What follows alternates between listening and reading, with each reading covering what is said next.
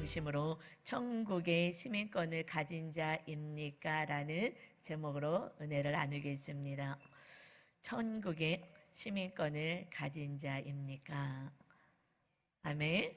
예, 우리가 아멘 하고 나와야 되죠. 이 말씀이 사도 바울이 이렇게 성도들에게 우리 시민권은 하늘에 있습니다. 여러분 이것을 믿으십니까? 그러면 하늘에 시민권이 있는 자녀들은 이 땅에서 어떻게 살아야 되는지 말씀을 오늘 하고 있습니다. 여러분 지금 빌립보 성도들에게 사도 바울은 감옥에 복음을 전하다가 갇혀있는 상태에서 말씀을 전합니다. 그런데 이 말씀을 보면 기뻐하라 라는 말씀이 굉장히 많이 나와요. 기뻐해라 기뻐해라 기뻐해라, 주 안에서 기뻐해라. 감옥에 있는 사도 바울이 밖에서 자유롭게 사는 성도를 향해서 기뻐하라 합니다. 오늘 그 기쁨이 다시 한번 여러분 안에 충만히 채워지는 은혜가 있기를 바랍니다. 그런데 이 빌립보 교회는요, 그 빌립보는 로마의 식민지로 있었습니다. 그래서 그 빌립보에 사는 사람들이 식민지로 있기 때문에 그 군 생활을 한 21년 정도 하면 시민권을 줬어요. 로마 시민권을. 그래서 그 시민권을 받고 기뻐하고 즐거워하고, 거기는 이제 로마의 법이 다스리고 통치합니다. 말도 라틴어를 쓰고 로마 옷을 입고 그 법, 로마 법을 사용하고, 그러니까 로마의 그 작은 축소방 같은 로마인 거죠. 그래서 로마의 모든 그 똑같은 모습으로 살아갑니다. 법도 로마법을 사용하고 있기에. 그래서 그들은 로마 시민권을 가지고 그 땅에서 잘 살기를 원하죠. 그래서 그 로마 시민권을 갖기를 소원하게 그렇게 오랜 기간 군 복무하면서 그 대가를 받습니다. 시민권을 받는 대가는 오랜 시간 군 복무를 하는 거죠. 근데 우리는 하나님의 나라가 천국에 있습니다. 우리 육을 먹으면 갑니다. 그 나라의 축소판인 그 하나님의 나라가 이제 너희 마음 안에 있느니라. 예수님께 여쭤봐요. 하나님의 나라가 언제 임하죠? 그 하나님의 나라는 천국에 있고 이제 하나님의 나라가 너희 안에 있잖아. 그래서 여기 있다 저기 있다 할 것이 아니라 너희 안에 하나님의 나라가 임하였느니라. 이 말씀이 누가복음 17장 21절에 말씀하고 있죠. 이제 축소판과 같이 하나님의 나라가 실존하지만, 우리가 몸을 벗고 영으로 가는 나라가 실제 존재하지만, 이 땅에서도 마치 로마의 축소판 같이 그 식민지 통치가 일어나는 그러한 빌립보 교회들처럼, 빌립보 나라처럼 이제 그 하나님의 나라는 우리 안에 있습니다. 하나님의 나라라는 게 뭐예요? 하나님이 다스리는 것이 하나님의 나라잖아요.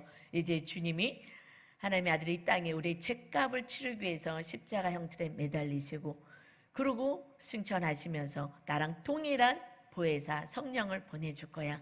너희들을 도와주는 주님의 영이신, 하나님의 영이신 주님은 육을 입고 왔기 때문에 한계가 있죠. 그래서 영으로 이제 주님이 다시 임하셔서 성령으로 오셔서 우리 안에 예수 그리스도를 믿는 자에게 임하는 하나님의 나라가 이제 이 땅에 우리 안에 도래된 줄 믿습니다. 그렇다면 하나님의 자녀가 이 땅에서 어떻게 살아가야 하느냐?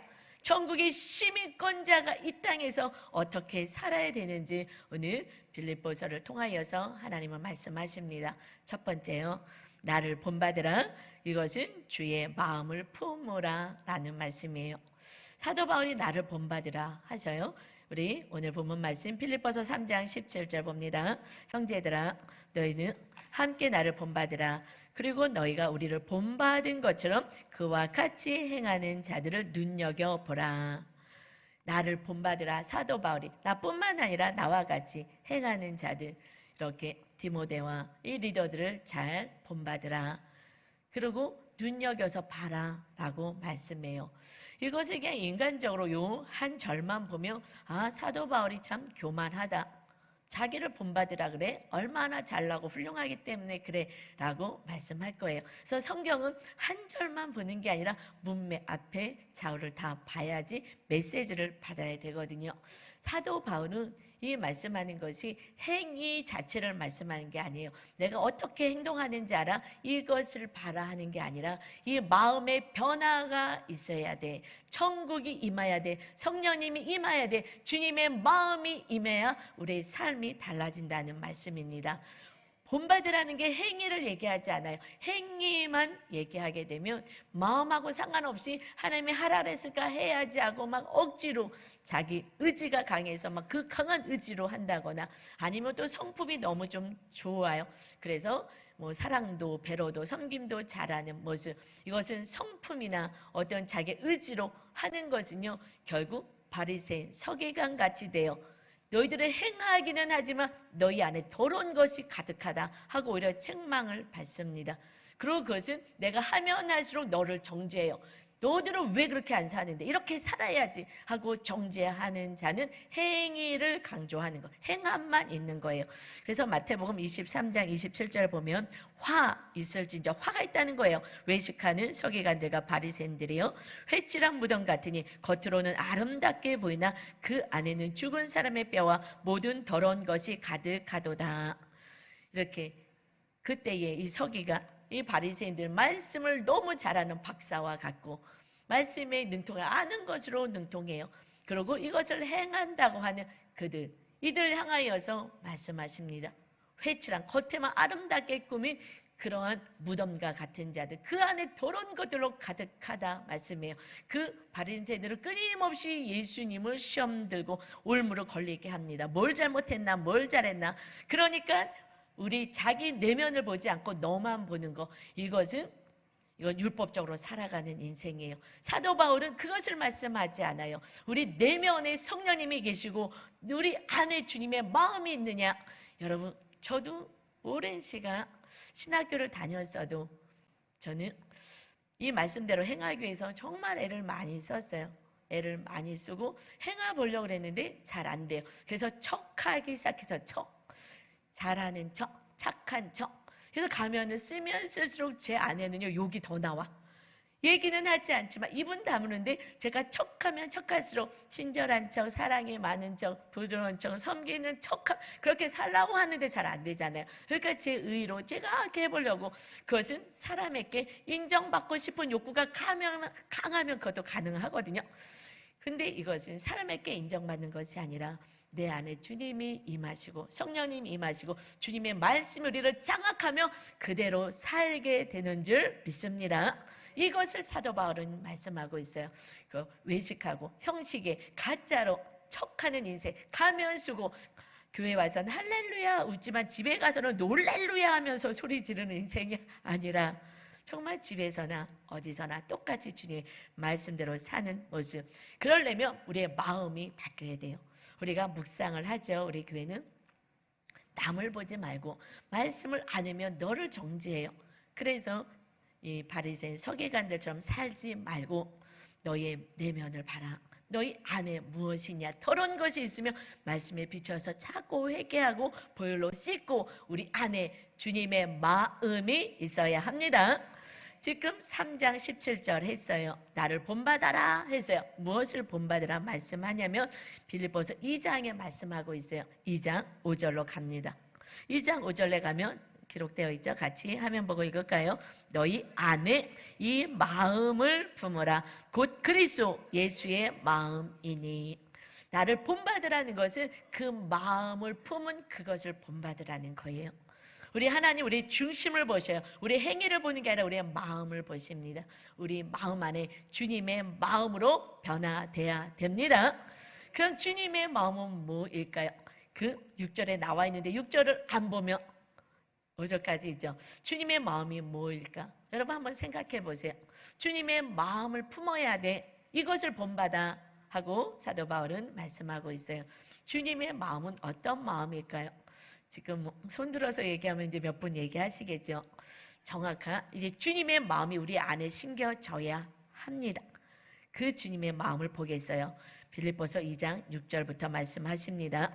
그는 근본 하나님의 본체시나 하나님과 동등됨을 취할 것으로 여기지 아니하시고, 주님의 마음이잖아요. 주님이 이 마음을 품고 하나님과 동일하신, 하나님의 본체가 되신 하나님 그분이 이 땅에 동등됨, 부귀, 영화, 모든 영광, 보좌 다 마다하시고 하나님이 천지를 창조하신 하나님이 7절이요. 오히려 자기를 비워서 내 생각, 내가 누릴 권리, 영광받을 권리 다 비워서 종의 형체를 가지사 사람들같이 피조물같이 되셔서 8절입니다. 사람의 모양으로 나타나서 자기를 낮추시고 죽기까지 하나님의 말씀에 복종하셨으니 곧 십자가에 죽으심이라.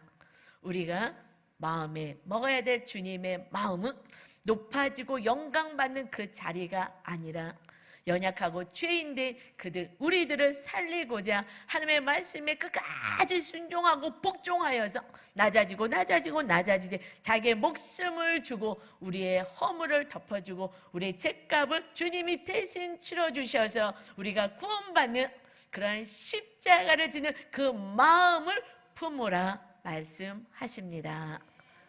우리가 품어야 될 것은 나를 몰라줘, 내가 누군데, 내가 사장님인데, 내가 선생님인데, 내가 누구인데, 내가 목사인데, 내가 리더인데, 이렇게 내가 누구인데, 내가 아빠고, 내가 엄마이고, 내가 남편인데 이렇게 할 수 있어? 이런 것이 아니라 자기를 비워서 낮아지고 연약한 자들 그들을 위하여서 내가 섬기고 십자가를 지는 그 인생, 이 마음을 품고 너희들이 사는 거야. 그래서 주님은요 이 땅에 오셔서 이렇게 말씀하십니다. 마가복음 8장 34절이에요. 무리와 제자들을 불러 이르시되 누구든지 나를 따라오려거든 자기를 부인하고 자기 십자가를 지고 나를 따를 것이니라. 여러분, 이 십자가를 지는 주님의 마음을 품고 우리도 자기 십자가가 있는 거예요. 이 자기 십자가를 지고 나를 따르는 거야. 이것을 말씀합니다. 주님의 마음, 높아지고자 하는 것이 아니라 더 낮아지고 내 생명까지 주는 그 마음을 품고 너희들도 이제 너희에게 주어진 자기 십자가를 지고 나를 따르는 거야. 이것의 기쁨을 누리게 될 것이다. 지금 사도 바울은 그 십자가를 지고 내려와서 지금 감옥까지 갇혔어요. 그런데 그 감옥에서 기쁜 거예요. 왜? 주님과 함께고 주님의 마음이 들어오니까 기쁜 거예요.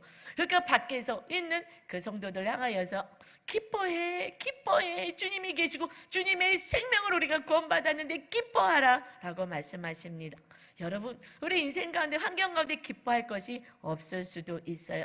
그러나 진짜 우리의 기쁨은 하나님이 세상을 창조하신 하나님이 아들로 우리를 살리고자 천국 시민 되어 영원한 나라 천국으로 데려가고자 흑암의 나라 마귀의 세계 지옥으로 떨어진 영혼들 영원한 불못에 떨어져서 회개도 없고 거기는 나올 수도 없는 영원한 불 구덩이에서 우리를 건져내기 위해서 하나님이 이 땅에 오셨습니다. 이것 자체만 우리가 안다도 우리는 감사하고 기쁨이잖아요. 이 기쁨을 가지고 지옥을 향하여서 고통을 향하여서 진리를 모르고 가는 영혼들 그들을 향하여 너희들이 십자가를 지고 주님을 따라봐. 그 안에 참 기쁨이 있다. 아멘. 우리가 이제 하나님의 자녀는 그렇게 살아가는 거야. 천국 시민은 그렇게 살아가는 거야. 그러면 너무 억울하잖아요. 나만 맨날 참으라 그러세요. 어떤 성도님들 그런 얘기해요. 집사님 조금만 참아. 야, 남자가 60만 넘으면 또 꺾어져. 조금만 참아. 좋은 청춘 다 버리고 이게 뭐예요? 언제까지 참으라. 60대 때까지만 좀 참아봐. 그런데 사실은 믿음이 들어갈 때까지 참는 거죠. 그래서 빨리 믿음 생활 잘할 수 있게끔 하라고 하는데 여러분, 주님이 낮아져서 이것은요 그냥 뭐 나한테 좀 잘해진 이 세상에서 좀 행복하게 사는 그런 단순한 것을 넘어서 지옥이냐 천국이냐의 문제인 줄 믿습니다. 이것은요 우리 힘으로 할 수 없는 하나님의 은혜, 십자가의 은혜밖에 안 되는 거예요. 그래서 너희가 이 십자가를 질 때 정말 육으로도 잘못해주고 힘들게 하는 그 영혼들의 그 구원을 위해서 너희들의 십자가를 지는 거야. 억울한 게 아니야. 봐, 예수님이 그렇게 하셨기 때문에 이런 은혜가 있지. 9절입니다. 빌립보서 2장 9절. 이러므로 하나님이 그를 주님을 지극히 높여 모든 이름에 뛰어난 이름을 주사. 아멘. 하나님이 예수 그리스도가 그 헌신하고 죽기까지 복종하신 십자가의 그 사명을 감당했을 때에 하나님이 모든 이름이 뛰어난 예수 그리스도의 이름을 주었습니다. 이와 같이 우리도 낮아지고 나의 십자가를, 이웃을 향한 십자가를 질 때 하나님이 그를 높여, 모든 이름에 뛰어난 이름, 그래서 이름 석자를 하나님이 높여주시는 거예요. 우리 교회에서 누가 높임을 받습니까? 가족을 위하여, 이웃을 위하여 십자가를 지는 그 성도가 우리 교회에서 가장 하나님이 높여줘서 찬란한 이름을 불러지게 될 줄 믿습니다. 이어서 10절입니다. 또 하늘에 있는 자들과 땅에 있는 자들과 땅 아래에 있는 자들로 모든 무릎을 예수의 이름에 꿇게 하시고, 모든 교만하고 잘렸다는 자들이 다 십자가를 지는 주님의 앞에 무릎을 꿇게 하시는 거예요. 우리가 자기 십자가를 지고 살아가는 인생도 이와 같이 여러분이 참고 또 참고 그 연약한 자들을 위해서 끊임없이 용서하고 관용을 베푸고 살아할 때에, 그때에 마침내 와서 내가 잘못했어, 내가 미안해, 내가 몰라서 그래 하면 낮아지며 무릎 꿇게 될 날이 있습니다. 이것은 우리 모두가 주님 앞에 무릎 꿇고 주님을 높이듯이 결국 여러분이 높아지고자 할 때는 갈등과 싸움과 분쟁과 헤어짐만 있는 것이고, 여러분이 연약한 자들 향하여 낮아지는 자기 십자가를 칠 때에 마침내 하나님이 그를 높여주시고 그 힘들게 했던 그들까지 무릎 꿇고 미안하고 용서를 구하는 때가 있게 됩니다. 이 모든 것이 11절이요. 이 모든 입으로 예수 그리스도를 주라 신하여 하나님 아버지께 영광을 돌리게 하셨느니라. 주님의 십자가 사건은 마침내 모든 영혼들의 입에서 예수 그리스도가 주님이시야, 구원자 메시아가 되어서 그래서 하나님께 영광을 올리는 사명을 감당했다. 여러분이 왜 십자가를 져야 됩니까? 그들 입에서 오직 예수 그리스도가 구세주였구나, 하나님의 아들이었구나, 나를 구원하러 오셨구나. 그래서 그들의 입에서 예수 그리스도를 주라 나의 주인이 되십니다 하고 살아가는 인생, 하나님이 영광 받으시는 인생을 우리가 이 땅에서 천국 시민권자가 살아가야 될 줄 믿습니다. 이렇게 우리가 살아가는 거예요. 여러분, 그러면 맨 처음에는 너무 힘들 것 같아요. 그러나 내 안에 주님이 계시기에 우리 안에 기쁨이 있습니다. 이렇게 살아가는 자가 안에 기쁨이 있죠. 이것을 다 내려놓는 자. 그래서 말씀해요. 십자가를 치라 그랬는데 너희들은 왜 그리스도의 십자가와 원수가 되느냐라고 이어서 말씀하십니다. 오늘 본문 말씀 빌립보서 3장 18절입니다. 내가 여러 번 너희에게 말하였거니와 이제도 눈물을 흘리며 말하노니 여러 사람들이 그리스도의 십자가의 원수로 행하느니라. 지금 감옥에서 성도들을 향하여서 빌립보 성도단에서 말씀하고 있죠. 내가 여러 번 얘기했지, 나 지금도 막 눈물 흘리면서 얘기하는 거야. 정말 간절함으로 얘기하는 거야. 이 십자가를 져야 되는데 오히려 여러 사람들이 그리스도의 십자가의 원수로 행하고 있다는 거예요. 그리스도의 십자가를 져야 되는데 원수로 사는 것이 무엇입니까?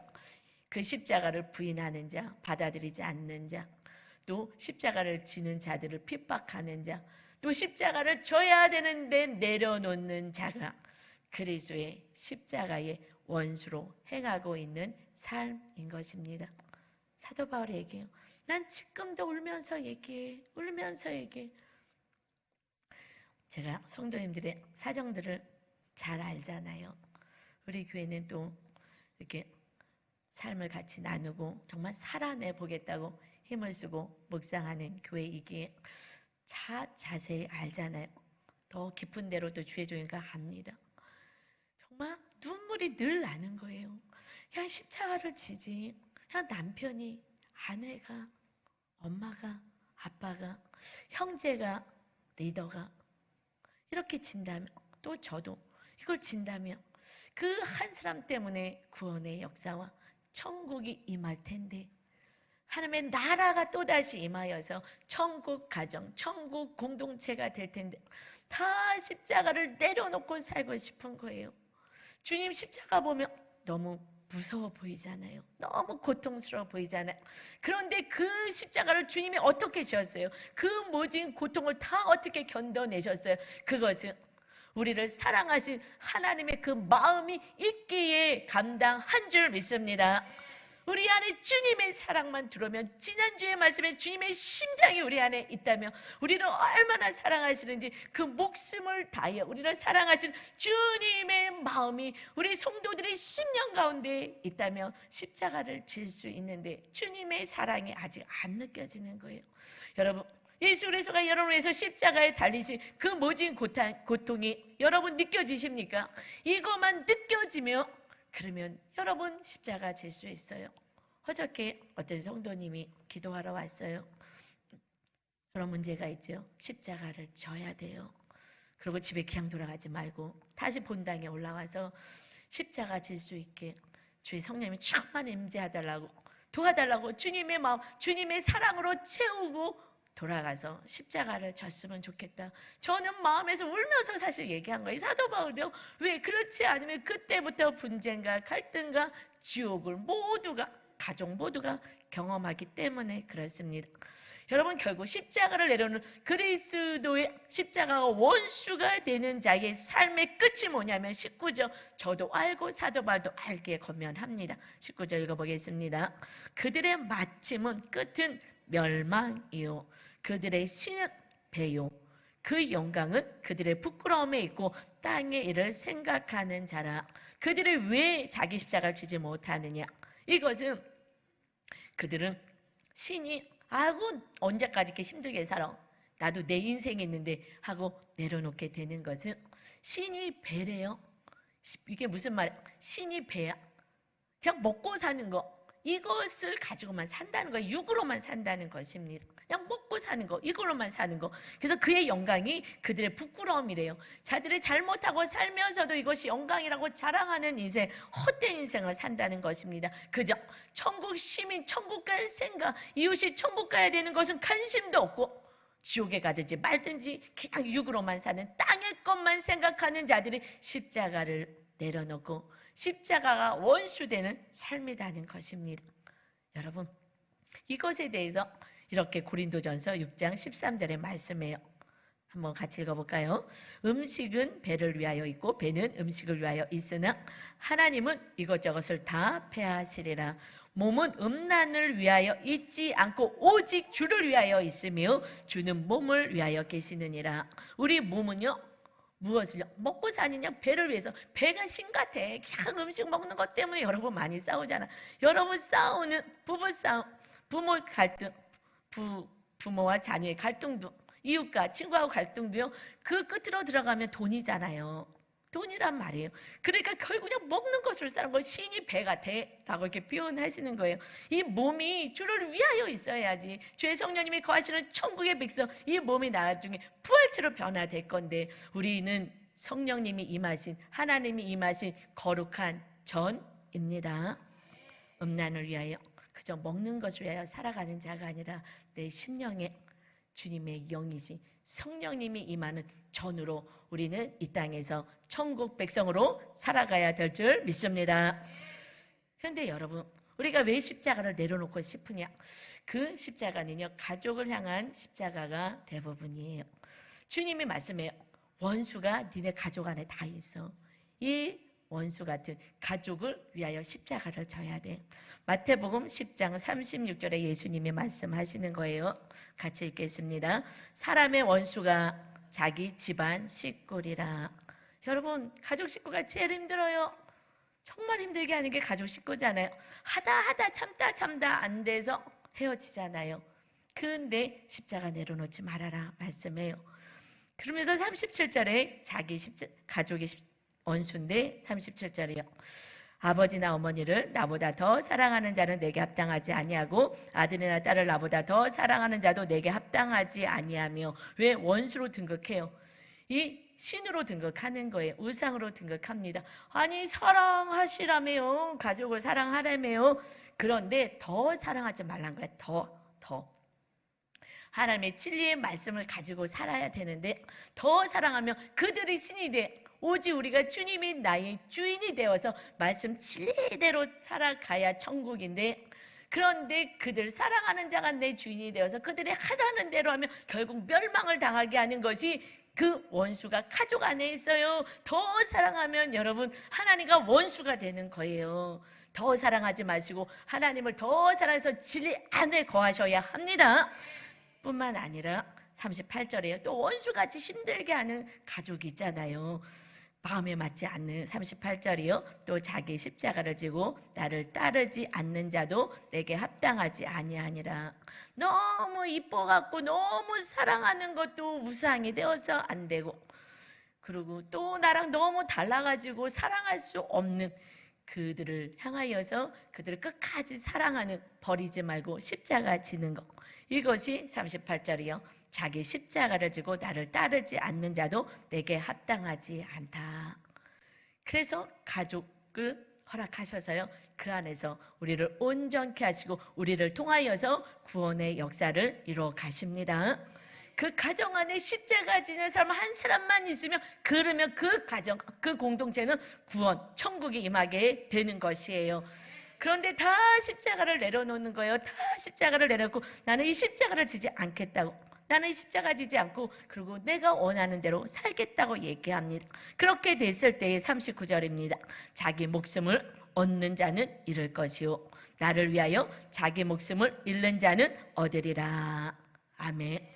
자기 목숨을 얻는 자는 아유 나 뜻대로 살 거야 내가 하고 싶은 대로 살 거야 하는 자는 목숨을 잃게 되지만 나를 위하여 주의 뜻을 따라 행하는 자는 자기 목숨을 잃는 자 주님처럼 내 목숨을 내어주고 십자가를 지는 그 은혜로 우리가 구원받은 것처럼 내가 자기 십자가를 지는 자는 목숨을 잃어버리는 자 같으냐 결국은 생명을 얻는 자가 되느니라. 아멘. 여러분 이것은 천국에 있음을 믿어질 때만 이렇게 살 수 있어요.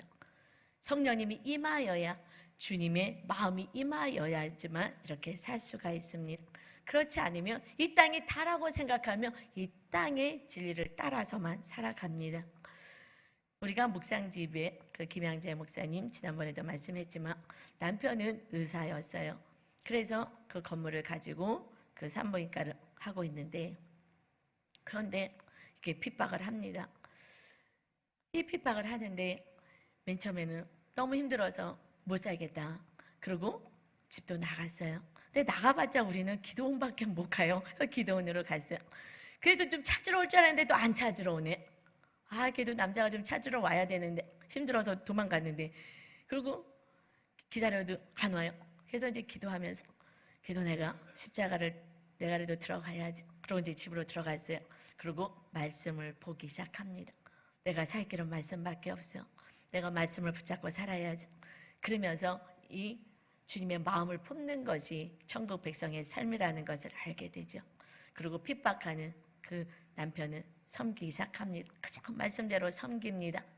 그러면서 이 남편이 천국 가지 못할까 봐 이것이 이제 천국이 확실히 믿어지니까 너무 걱정이 되는 거예요. 그래서 이 병원도 다 망해도 좋으니 하나님 망해서라도 하나님을 의지할 수 있도록 천국 갈 수 있게끔 하나님 도와주세요 하고 기도합니다. 하나님 이 의사 이 건물 다 망하게 해주세요. 이 병원 망하게 해주세요. 그렇게 해서라도 구원하게 해주세요. 이것이 천국이 있음을 정확히 아는 자의 고백이죠. 그랬는데도 교회를 안 나오는 거예요. 그래서 또다시 기도합니다. 하나님 제 목숨 가져가시고 남편 구원해 주세요. 제 목숨하고 바꿔주세요. 여러분 이것이 누구의 기도입니까? 주님의 기도잖아요. 주님 목숨 주시고 우리 목숨 구하셨잖아요. 그래서 너희가 구원받았으니 이제 천국 백성 되었으니 지옥 갈 영혼들 향하여서 너도 그렇게 살아. 이제 그들을 십자가 지고 살아. 고난 그들을 핍박을 해도 하나님 알지 못해도 욕을 해도 몰라서 그런 거니까 기도하고 십자가를 지며 마침내 그들이 너희들의 삶을 자세히 보면서 구원의 역사가 이루어지게 될 것이다. 십자가를 져라. 여러분 결국 그때의 구원 때문에 우리는 십자가를 지는 거죠.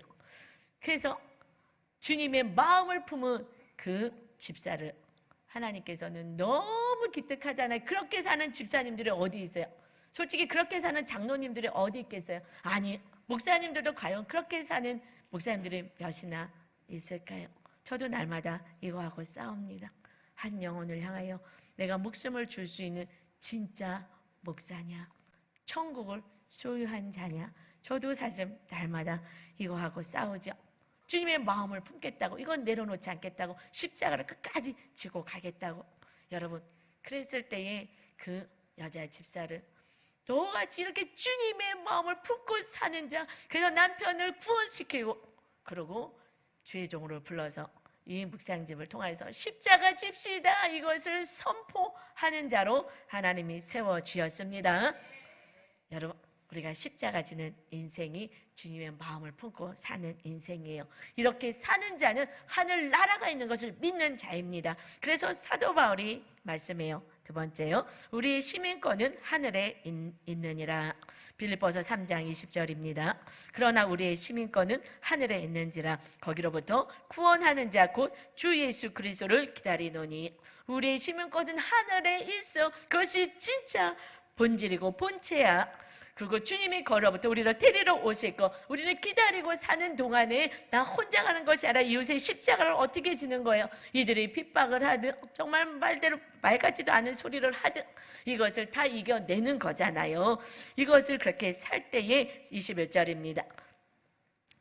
주님은 만물을 자기께 복종하게 하실 수 있는 자의 역사로 우리의 낮은 몸을 자기 영광의 몸의 형체와 같이 변하게 하시리라. 이제 그렇게 주님이 오시면 우리들의 몸이 변화되는데 어떻게 변화돼요? 우리 몸은 주님처럼 변화된 몸 완전체로 변화돼서 영원한 하늘나라에서 영원토록 살게 되는 거예요. 그 영원한 하늘나라의 영혼과 이 땅의 한 100년의 삶은요, 점밖에는 안 돼요, 비교하면. 그렇지만 이 땅의 삶을 어떻게 해요? 학교에서든 직장에서든 가정에서든 주님의 마음을 품고 살아가는 자, 연약한 자, 핍박하는 자, 그들조차도 사랑하며 용서하며 살아가는 그 인생이 마침내 그들도 구원의 역사를 이루게 됩니다. 다 같이 변화된 몸, 영광의 몸으로 변화되어 나를 맞을 준비를 하라 말씀하십니다. 아니, 어떻게 그런 일이 벌어지지? 어떻게 벌어지냐고요? 그래서 31절 초반에 말씀하잖아요. 주님은 만물을 자기께 복종하실 수 있는 자의 역사로 천지를 창조하신 하나님의 능력은 능치 못함이 없으신 줄 믿습니다. 그 능력으로 우리는 살아가는 거예요. 그러니 여러분, 이제 우리가 이 땅에 살아갈 때는 그 능력이 하나님이 내 안에 계시고 이제 주님의 마음을 품고 살아가고 그 십자가를 같이 짊어질 때 내가 짊어지는 것이 아니라 주님이 짊어주시는 거예요. 세 번째, 항상 기뻐하며 감사함으로 기도해라. 그래서 빌립보서 4장 4절에 말씀하십니다. 주 안에서 항상 기뻐하라. 내가 다시 말하노니 기뻐하라. 여러분, 기뻐하세요. 기뻐하세요. 이게 하나님의 말씀인데 기뻐해야지. 그런데 이 안에 막 갈등과 괴로움이 있는데 기쁨이 나옵니까? 기뻐해야지. 아무리 해도 5분만 기뻐하려고 입 벌리고 있으면요, 경련이 일어날 거예요. 내 안에서 십자가를 지는 자만이, 주님이 계시는 자만이 온전한 주님의 기쁨, 잘한다, 힘내, 내가 너와 함께 있어 하는 그 주님의 기쁨이 우리 안에 임하는 것입니다. 우리가 어떻게 항상 기뻐해요? 늘 신경 쓸 게 너무 많고 짜증날 일이 너무 많은데 기뻐할 수 있는 것은 주의 성령님이 계시기 때문에 주님의 마음을 품은 자가 기뻐할 수 있는 것이고 항상 기뻐할 수 있습니다.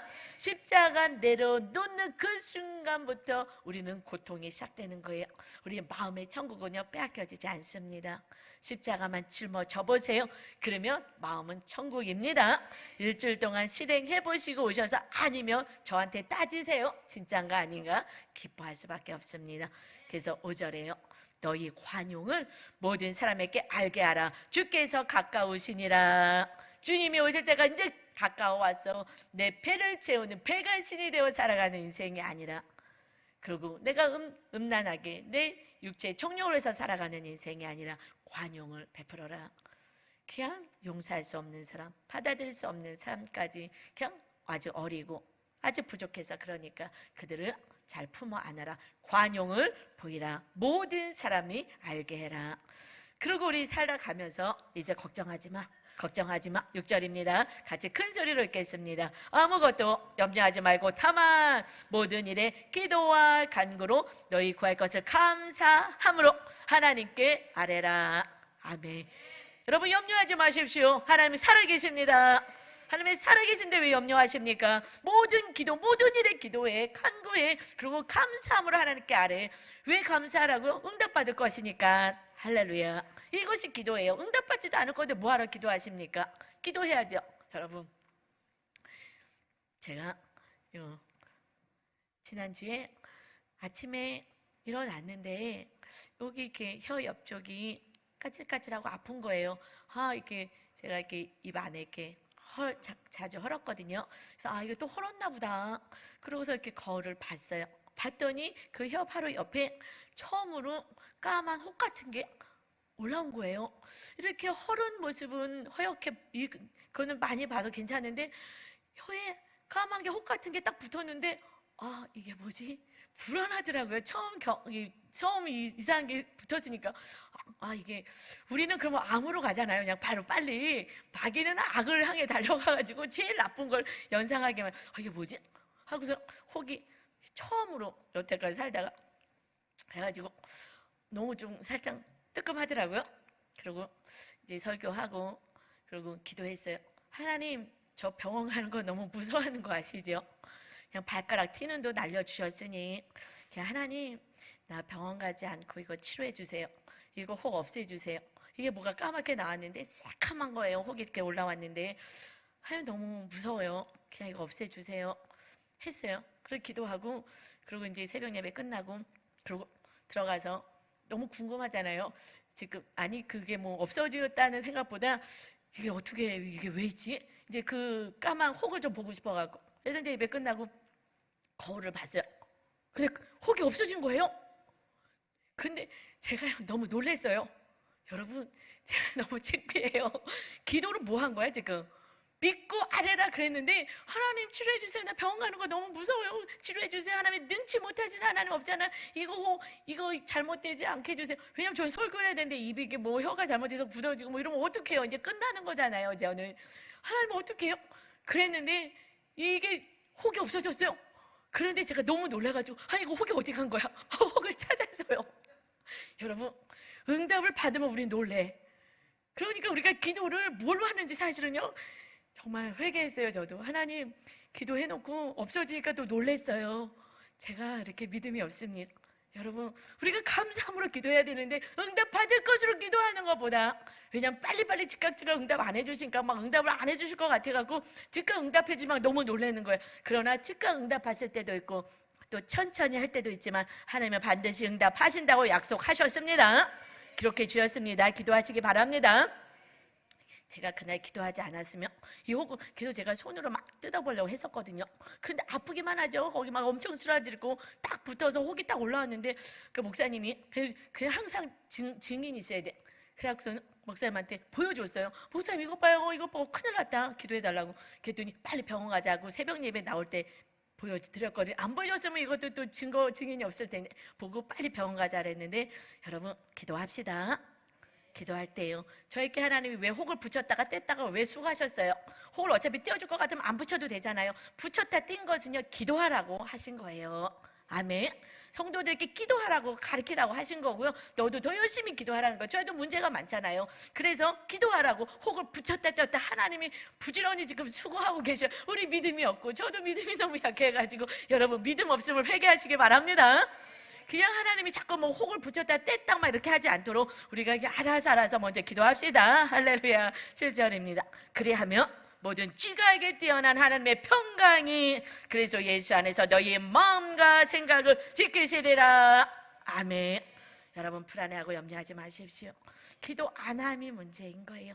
하나님을 믿지 못함이 문제인 거예요. 이 기록된 말씀이 믿어지지 않는 게 문제이고 복종이 안 되는 게 문제입니다. 여러분 십자가 내려놓지 마시고 여러분이 그 가정의 선교사인 거예요. 저와 같이 중보하며 기도할 테니까 혹 뛰었다 붙였다 하는 수고 안 하게 여러분이 십자가를 지고 끝까지 기도하고 하루에 한 시간 한번 기도해서 어떤 놀라운 기적의 역사가 일어나는지 여러분 간증하시는 여러분 되시길 주님의 이름으로 축원합니다. 그런데 우리가 주님의 마음을 품고 살지 않으면 우리 신앙생활은요 이렇게 육으로 가요. 어떻게 육으로 가냐면요, 오늘 묵상한 이 집사님 간증을 읽어드릴게요. 묵상집에 있는 거예요. 몇 해 전 돌아가신 친정 어머니는 강직하신 성품으로 생전에 법 없이 살 뿐이라는 주의 칭찬을 많이 들으셨습니다. 성품이 좋으셨대요. 성품으로 신앙생활하는 게 아니라 주의 마음이 들어와야 되거든요. 아버지가 바람으로 딴 살림을 차려 집을 나가셨기에 어머니 홀로 사남매를 키우며 생계를 책임지었습니다. 아버지가 왕래를 끊었음에도 집안의 모든 경조사에 저희 사남매를 데리고 다니며 친척들에게 인사시키었습니다. 조용한 며느리의 역할을 다하며 저희 자녀들에게 임시 자손임을 상기하게 하셨습니다. 아들을 장가 보낸 뒤 고부간의 큰 갈등을 겪을 때에도 믿는 사람이 본을 보여야 한다며 믿지 않는 며느리에게 싫은 소리 한 번 안 하고 참으며 감내하셨습니다. 이런 부모님의 영향으로 제게는 어머니처럼 희생하며 바른 생활을 하는 사람은 믿음이 좋고 옳은 사람이지만 아버지처럼 무책임하고 이기적인 사람은 그른 사람이라고 판단하는 기준이 생겼습니다. 여러분, 행함으로 가면 이렇게 옳고 그름으로 따져요. 그러나 주님의 마음이 있어서 주님의 능력으로 행하면 이거는 이렇게 해석이 되지 않습니다. 그래서 나는 기독교인으로서 사람의 도리를 지키고 상식을 벗어나면 안 돼 하며 율법적인 틀에 얽매여 저만의 옳고 그름의 원칙이 세워졌습니다.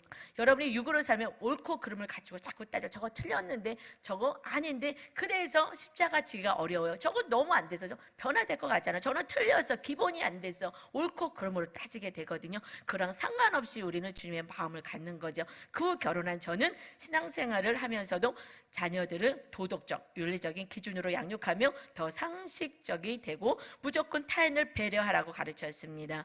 나의 부족과 연약함을 알고 그리스도의 완전하심을 생각하는 것이 온전한 생각인데 저의 행위 중심적인 사고와 옳고 그름의 기준이 믿음을 가장한 것임을 몰랐습니다. 아버지에게 버림받은 상처로 제 안에 인정 중독이 자리 잡은 것을 몰랐기에 아버지를 닮지 않으려고 하고 자녀들 또한 아버지와 반대로 책임감이 강하고 배려하는 사람으로 키우고자 했습니다. 그런데 몇 달 전 대학생인 딸이 엄마, 나는 타인의 시선이 너무 두려워요. 사람 많은 곳에 가면 숨쉬기가 힘들어서 가기 싫어요 라고 했습니다. 왜냐하면 사람을 의식하게 만들었기 때문에 그렇거든요.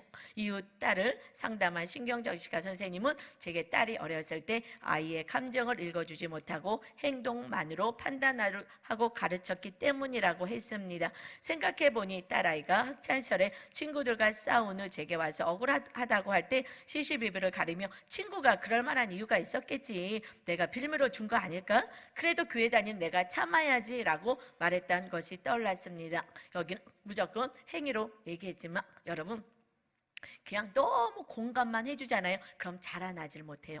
그래서 주님의 마음을 가지고 살아야 되는데 그렇지 않고 세상 부모가 대부분 기준이거든요. 부모처럼 안 살아, 부모처럼 살래, 이게 기준이 되어 살면은 이런 문제가 생기는 거예요. 너무 공감만 해줘도 자라나지 않고 아이처럼 돼버리고요. 그리고 또한 이렇게 또 너무 이렇게 율법적으로 행함만 강조하면은 이렇게 숨막히는 공황 장애가 일어나는 일들이 벌어집니다. 오늘 말씀을 묵상하며 제가 하나님의 평가보다 사람의 평가를 더 두려워하며 살아왔음을 깨닫게 됩니다. 오늘 이런 분들 우리 기도해서 안식을 누리시기 바랍니다. 자녀에게 예의 바른 아이가 되라. 내가 참고 배려하라. 믿는 사람은 공부도 열심히 해야 한다는 행위의 가르침이 땅의 일을 생각하며 세상에서 인정받고 싶은 저의 욕심에서 비롯된 것임을 인정하게 됩니다. 자녀를 행위로 판단하고 정죄하며 스스로 옳다 여김으로 그리스도의 십자가의 원수가 됨을 회개합니다. 인정을 해야 회개가 나와요. 내가 뭘 잘못했어? 이렇게 하면은 회개가 안 돼요. 인정부터 하셔야 돼요. 이렇게 행위와 의로움만 부르짖다 멸망할 뻔한 인생은 전적인 하나님의 은혜로 예수님을 믿는 천국 시민권자로 삼아주심에 감사드립니다. 적용, 딸이 방 정리가 힘들다고 할 때 지적하지 않고 청소를 돕겠습니다. 여러분, 우리가 뭐 영적으로 사는 거 십자가 지는 게 어마어마한 게 아니라 그냥 작은 것부터 시작하는 거예요. 아이가 힘들다고 할 때 방 청소하기 싫다 그러면 네가 몇 살인데 방 청소를 안 하고 뭐 어쩌고저쩌고 아니라 그날에 천국 빼앗기지 말고 네가 힘드니 오늘 엄마가 도와줄게. 이것이 십자가 지는 삶인 거고요. 또 아이가 때로는 도와달라고 할 때 도와주지 않을 때도 있죠. 홀로 서야 되니까. 이것은 주님의 마음이 우리 안에 들어와야 바른 지혜로 가지고 자녀들을 양육하고 이웃과 온전한 관계를 천국을 누리고 살 수 있습니다. 주님의 마음을 품는 것이 핵심이니 오늘 주님의 마음을 보고 헛된 건 내려놓고 살아가는 여러분 천국을 누리시고 천국의 공동체와 가정을 누리시는 여러분 되시기를 주님의 이름으로 축원합니다. 우리 찬양 한 곡 부르고 우리 기도하겠습니다. 우물가의 여인처럼 우리 헛된 것 구하지 말고 십자가 지겠습니다.